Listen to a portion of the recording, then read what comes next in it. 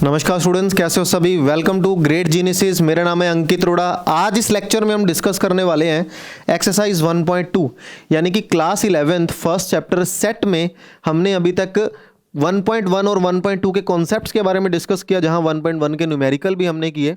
1.2 में हमने different type of definitions पढ़ी, जहां हमने देखा कि सबसेट क्या होता है, प्रॉपर सबसेट क्या होता है, प्रॉपर हमारे पास पावर सेट क्या होता है, डिफरेंट टाइप ऑफ सेट के बारे में हमने डेफिनेशन पढ़ी। अब उन डेफिनेशंस के बेस पे किस तरीके से हमारी एक्सरसाइज में क्वेश्चन बन सकता है, तो 1.2 के अंदर 1 बाय 1 डिस्कस करते हैं। तो सबसे पहला क्वेश्चन आपकी स्क्रीन पे, क्वेश्चन को 1 बाय 1 पढ़ते हैं। देखो क्या कह रहा है। Examine whether the following statements are true और फॉल्स। हमें बताना है कि ये स्टेटमेंट ट्रू है या फॉल है। क्या 1 और 2 इसका प्रॉपर सबसेट नहीं है? ये तो प्रॉपर सबसेट है, क्योंकि 1 भी इस सेट में बैठा है और 2 भी इस सेट में बैठा है। इसका मतलब ये स्टेटमेंट हमारे पास क्या हो गई? फॉल्स। और अगर इस स्टेटमेंट को मैं ट्रू करना चाहूं तो ट्रू स्टेटमेंट क्या हो जाएगी? 1 2 is the proper subset of 2 3 and 1। ये इसका प्रॉपर सबसेट जो है वो बन करके आ जाएगा। अगले पार्ट पे आ जाते हैं, अगले क्वेश्चन पे आते हैं। देखो सिंपल सिंपल छोटे छोटे क्वेश्चन है यहाँ पे। विद इन 10 मिनट्स हमारा लेक्चर ओवर हो जाएगा। कहता है right the number of the subset. कितने सबसेट कोई भी सेट लेकर के जाता है। मैंने आपको पहले भी बताया था, हम फॉर्मूला यूज करते हैं 2 रेज़ टू पावर n। यानी कि अगर एक सेट के पास n number of the elements हैं, जैसे अगर मैं बोलूं कि एक सेट के पास 2 एलिमेंट हैं, तो हम क्या बोलेंगे वहां पे कितने नंबर ऑफ द सबसेट होंगे? हमेशा 2 की पावर 2। तो ऐसे ही अगर किसी के पास एक एलिमेंट है, तो वहां पे कितने सबसेट निकल करके आएंगे? सिर्फ और सिर्फ 2। आप कहोगे सर जब एक ही एलिमेंट है तो 2 सबसेट कौन से होंगे? मान लो मेरे पास एलिमेंट 1 है, तो इसके सबसेट कौन निकलेंगे? एक तो खुद 1, लेकिन एक नल सेट भी तो इसका सबसेट होगा ही होगा। तो 2 सबसेट निकल करके आएंगे। अगले क्वेश्चन पे आ जाते हैं। नेक्स्ट क्वेश्चन में हमें कहता है how many subsets can be formed by the following. नीचे दिए गए सेट के कितने सबसेट बन के जा सकते हैं? इसका आंसर होगा, अगर ये नल सेट है तो इसके नंबर ऑफ द सेट होंगे 2 रेज़ टू पावर 0, यानी कि 1 ही सबसेट है।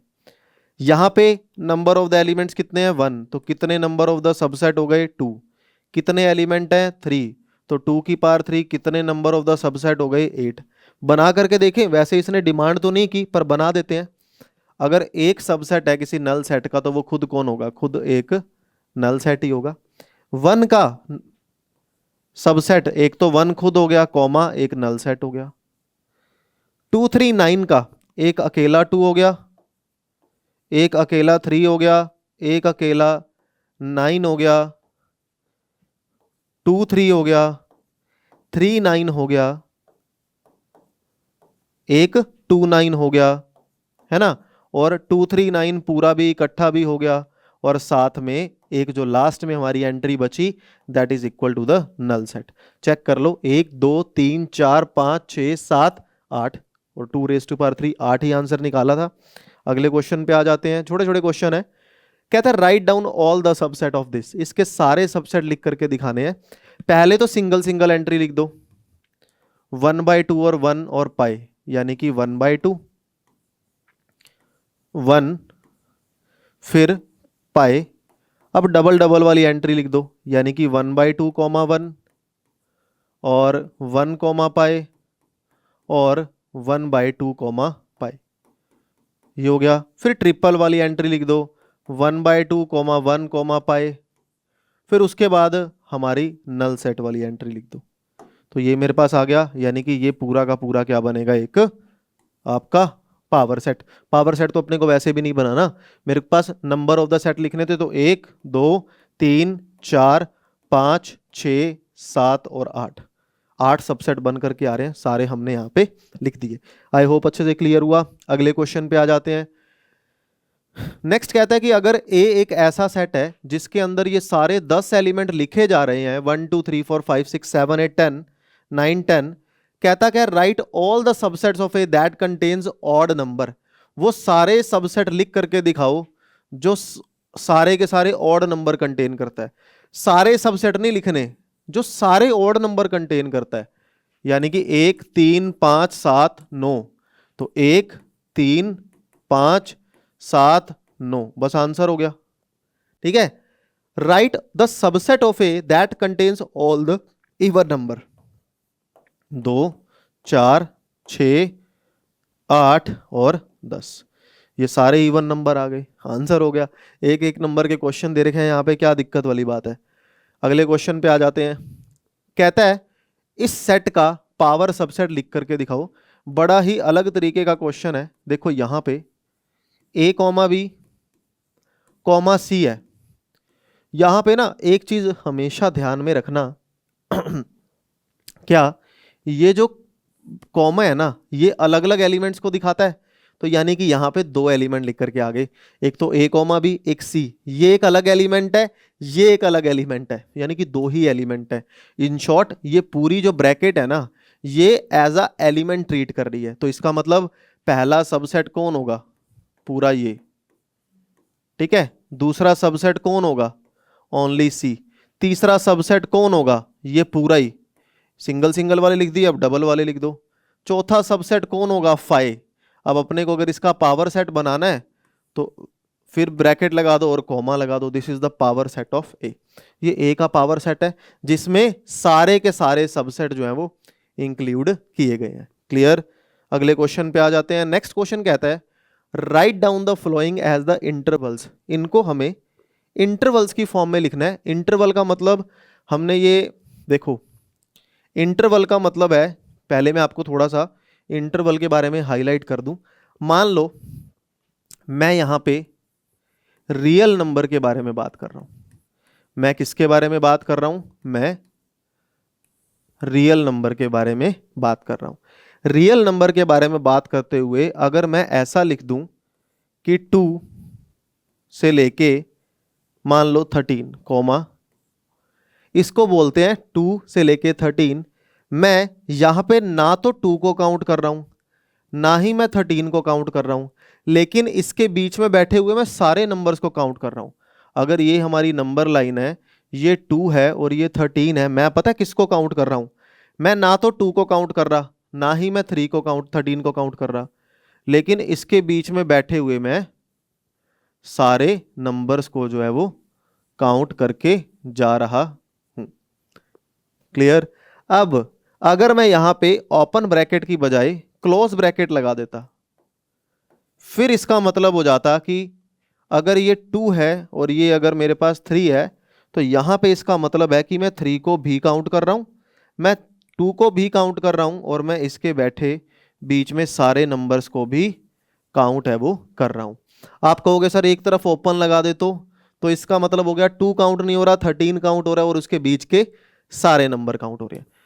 तो इन इंटरवल्स के बारे में हमने डिस्कस करना है इस क्वेश्चन के अंदर। कहता है x such that x is a real number. X जो है वो -5 और 5 के बीच में बिलोंग करता है। क्या इक्वल का साइन दे रखा है, नहीं दे रखा ना, तो इसका मतलब -5 से तो एक्स बड़ा है लेकिन 5 से छोटा है।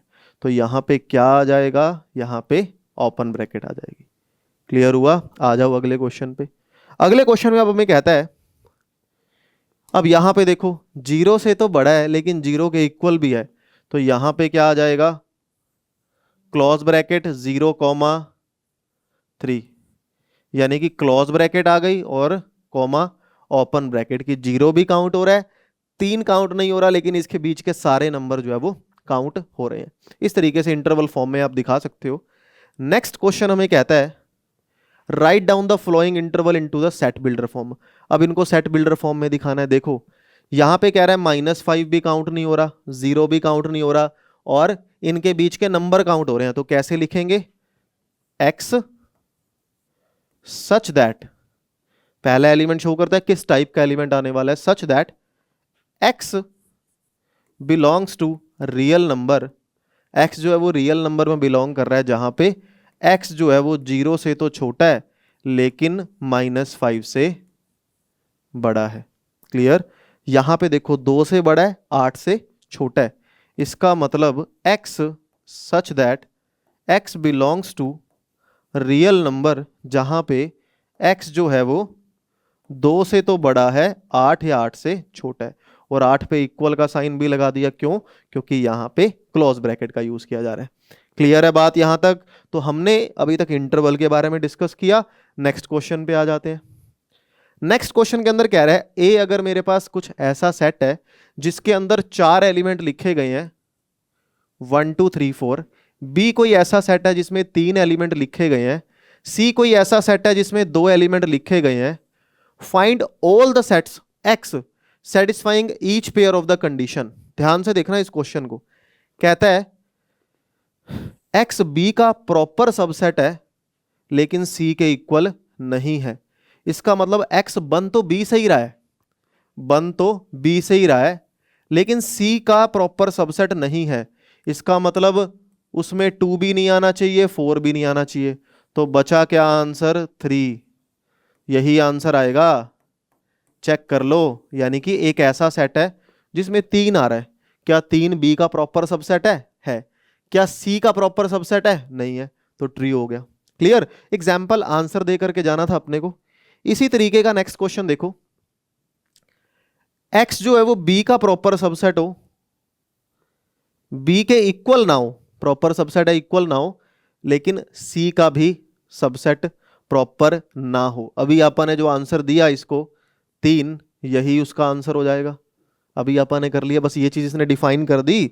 अगले क्वेश्चन पे आ जाओ। नेक्स्ट कहता है कि एक्स जो है A B C are the 3 subsets. अच्छा, ये सेम क्वेश्चन फिर से रिपीट हो गया। नेक्स्ट क्वेश्चन में है, नेक्स्ट क्वेश्चन कहता है prove that A is the subset और equal to 5 then A is equal to 5। 5 के जितने भी सबसेट हैं वो कौन है? खुद 5। इसका मतलब ये कौन है? ये तो ए है। तो यहां पे लिखोगे कैसे इसको? Subset of null set is this. मतलब सबसेट का नाम इसने ए रखा हुआ है। अगर ए सबसेट है 5 का, इसका मतलब ए खुद किसके इक्वल हो गया? 5 के। सिंपल सिंपल 1 1 मार्क के यहाँ पे क्वेश्चंस आपको दे करके जा रहा है। कहता है अगर 2 सेट मेरे पास, 2 सेट के पावर सेट इक्वल हैं तो ए और बी आपस में इक्वल होंगे, क्योंकि एलिमेंट जब बनाओगे सेम आएंगे।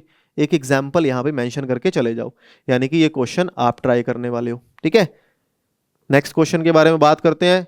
बस यहाँ पे जितने भी डिफरेंट टाइप ऑफ क्वेश्चन थे, बड़े सिंपल सिंपल से क्वेश्चन थे। अगर मैं आपको बोलूँ कोई टिपिकल था, नहीं, कॉन्सेप्चुअल क्वेश्चन थे, कॉन्सेप्ट के बेस पे थे।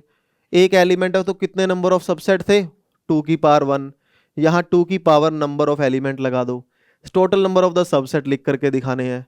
इवन नंबर ऑफ सेट लिखना था, ऑड नंबर लिखने थे, पावर सेट बना करके दिखाना था, इंटरवल फॉर्म में लिखना था, इसको सेट बिल्डर फॉर्म में लिखना था, और इस तरीके के 1 2 क्वेश्चन।